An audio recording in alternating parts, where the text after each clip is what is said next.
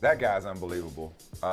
We had heard about it and we experienced it firsthand. The energy, the presence that Marcus Freeman brings to the position, one of the most pressure-packed position in all of college sports, if not North American sports, and that's head coach of Notre Dame football, historically prestigious position. I mean, even the people that heard it during yesterday's show were like, holy crap. You know, if yesterday's show was your introduction to hearing Marcus Freeman, you see what all the fuss is about. And Marcus Freeman and his dynamic personality is no surprise.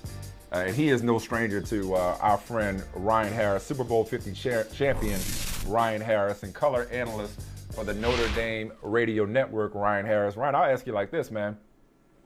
What's the vibe, the energy, the enthusiasm, the electricity been like around and throughout the Notre Dame community when at one moment it's like, man, they just got jilted, they just got dissed, they just got broken up with on the brink of the playoffs, and all of a sudden, wait a second, they may have come up quiet as it's kept. What's the vibe been like around Notre Dame football? It's an all-time high. I mean, everyone's excited. I think everyone was shocked, to have Brian Kelly leave like that. No one was expecting it. I think Jack Swarbrick, athletic director, kind of mentioned that he thought something was coming. But to have the next head coach on your roster, I mean, that's what a program can only ask for. You would have probably lost 30 players between players on the roster now and recruits coming in if Marcus Freeman wasn't named the head coach. And I've gotten the chance to get to know Marcus, and he's a fantastic guy. He plays catch before every game. He gives high fives to every player in the calisthenics line. He cares. And the video everybody saw of him running into the locker room, locker rooms are honest places. And he created that reaction because of the trust he's built over just 11 short months. How did we get to this point, in your opinion, where you have a guy who's in his first year at Notre Dame who has achieved so much goodwill on campus and off campus? Like the recruit, like on campus, I can probably guess what you'll say. The recruits, frankly, surprised me. How do we get to the point where guys on campus and off campus are all about Marcus Freeman?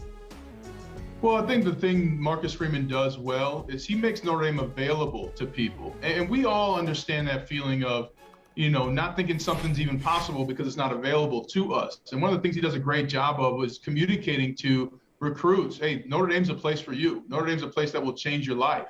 And, Notre Dame's a unique breed. You desire more. Part of the reason why I went to Notre Dame is because I wanted to do more than just win on the football field. I wanted to compete in the classroom too.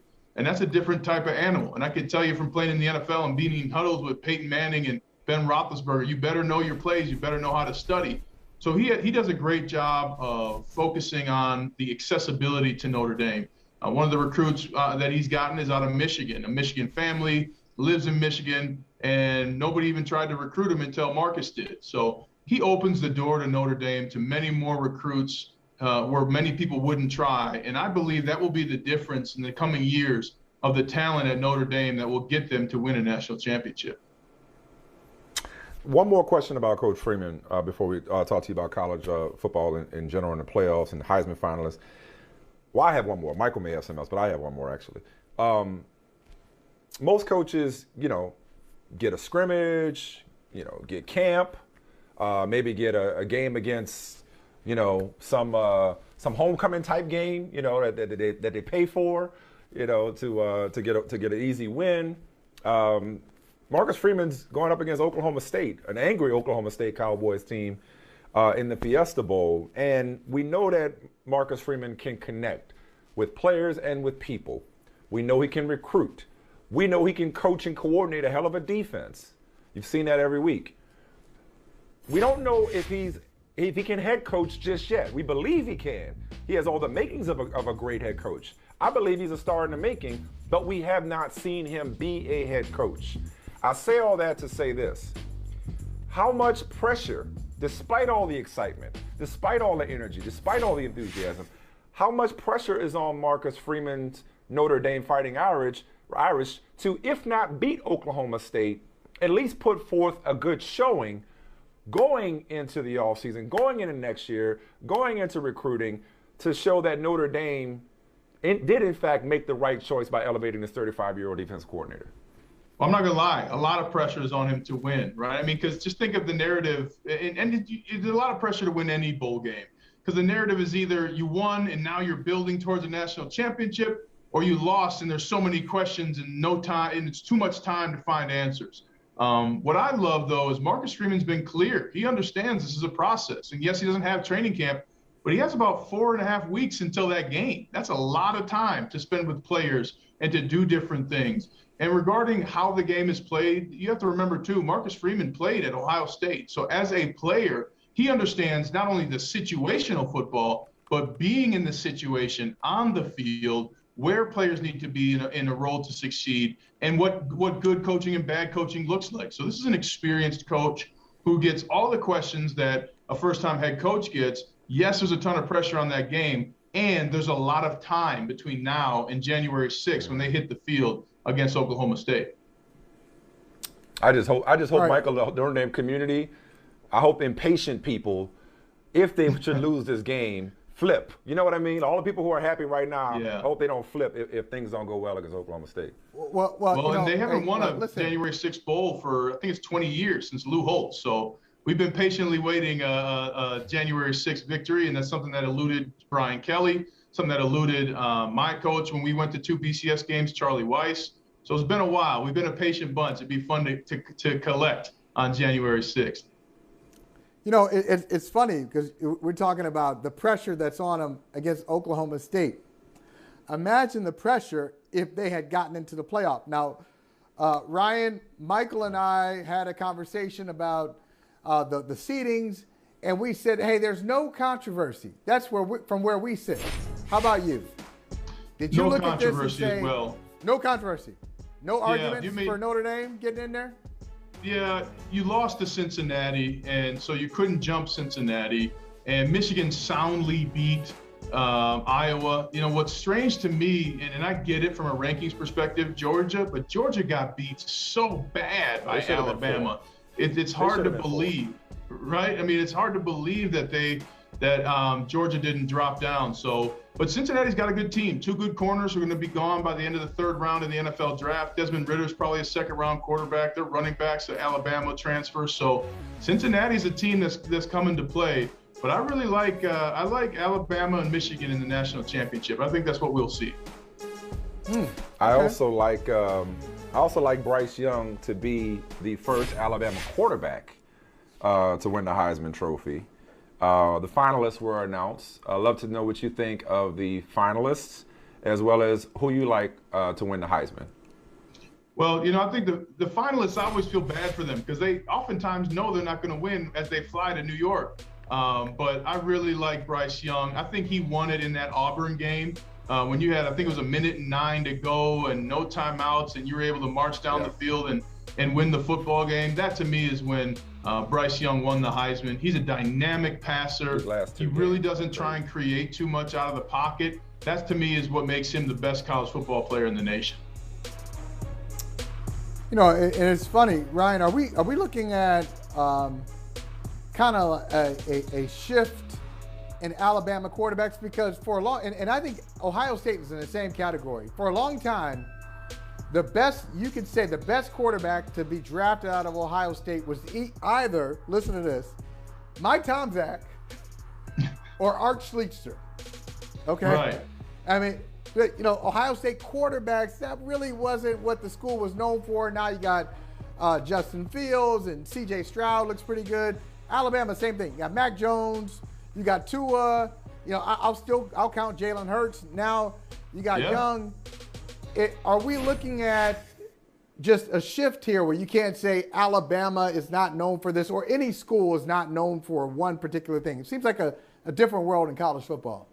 It really is, you know, and the truth in the NFL, Alabama linemen don't really pan out. Alabama quarterbacks typically don't pan out, but their wide receivers and running backs and defensive players do, right? Patrick Surtain for the Broncos has 3 picks in the last 2 games. Alabama, you said Alabama linemen don't really pan out? I mean, No, they do not. It ain't Notre Dame, don't get me wrong. Correct. But I mean, Few can be the greatest, but Evan Mathis is the best offensive lineman out of Alabama. And I love my former teammate and Super Bowl champion teammate, but you get Leatherwood and, Flower, all these guys always come out and they're supposed to be. I mean, look at how many first-round picks from Alabama are still on rosters 6 years after they get drafted in the first round. But, the thing that you cannot deny, I mean, think about this.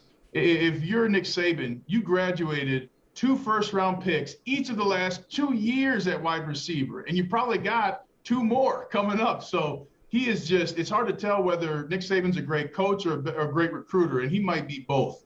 But he understands the narrative, and he also knows that for great quarterback recruits to come to Alabama, he needs to show that players are going to have tremendous success and that they're going to move on before they play out their years. So he's created a successful program. It's amazing how he got that team to turn around in just 1 week. But that's what makes him one of the greatest college coaches of all time. Hey, you're speaking my language now, talking draft. I love it. I don't know. So I don't believe that there was an Oregon Notre Dame matchup the last few years. But maybe I know how studious you are. Maybe in terms of watching film, there was a common opponent where you got to watch Kayvon Thibodeau, who at minimum goes top 5, if not number 1 overall. If you haven't seen him, don't worry about it. I'm going to put you on the spot, but I'd love to know if you have seen him or even heard about him, how good this guy could be. There's a guy that you used to play with, used to practice against, that I've heard compared to, and that's Von Miller. Yeah, Von Miller. I mean, I love Thibodeau. Thibodeau, he's just a fantastic player. Quick body motion.